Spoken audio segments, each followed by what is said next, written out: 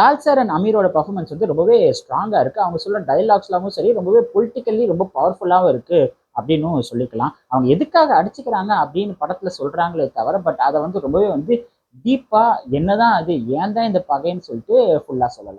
Director மாரி Selvaraj first half வந்து கொஞ்சம் ஓகேவா தான் எடுத்திருக்காருன்னு சொல்லலாம். இன்டர்வலுக்கு முன்னாடி வர்ற அந்த கபடி சீன் வந்து ரொம்பவே நல்லா இருந்துச்சு. செகண்ட் ஹாஃப் வந்து ஃபர்ஸ்ட் ஹாஃப் விட இன்னும் கொஞ்சம் பெட்டரா இருந்துச்சு அப்படின்னு சொல்லிக்கலாம். இந்த படத்தோட பிரச்சனை என்ன அப்படின்னு பார்த்தீங்கன்னா, டியூரேஷன். ஒரு 2 ஹவர் 48 மினிட்ஸ் இந்த படம் ரொம்பவே பெருசா போகுது.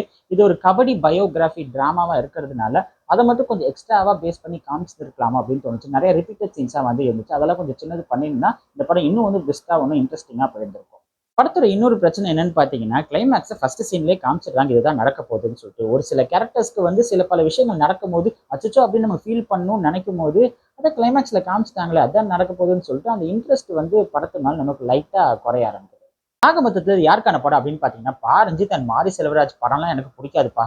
அது ஒரு ஜாதிய தூண்டுற படம் அப்படின்னு யோசிக்கிறவங்க இந்த படத்த பார்க்காதீங்க, விட்டுருங்க. பார்த்ததுக்கு அப்புறம் புலம்பாதீங்க. ஒரு நல்ல படத்த கெடுக்காதீங்க. படமா மட்டும் தான் பார்ப்பேன். எனக்கு ரியல் ஸ்டோரி பயோகிராஃபிலாம் ரொம்பவே பிடிக்கும். ஒரு கிராமத்துலேருந்து ஒரு இளைஞன் எவ்வளோ கஷ்டப்படுறான், தன் வாழ்க்கையில முன்னேறதுக்கு திறமை இருந்தும், அப்படின்னு இந்த மாதிரி ஸ்டோரிலாம் எனக்கு பிடிக்கும் அப்படின்னு நினைக்கிற மக்கள் மட்டும் இந்த படத்த தியேட்டர்ல போய் தாராளமா பாருங்க.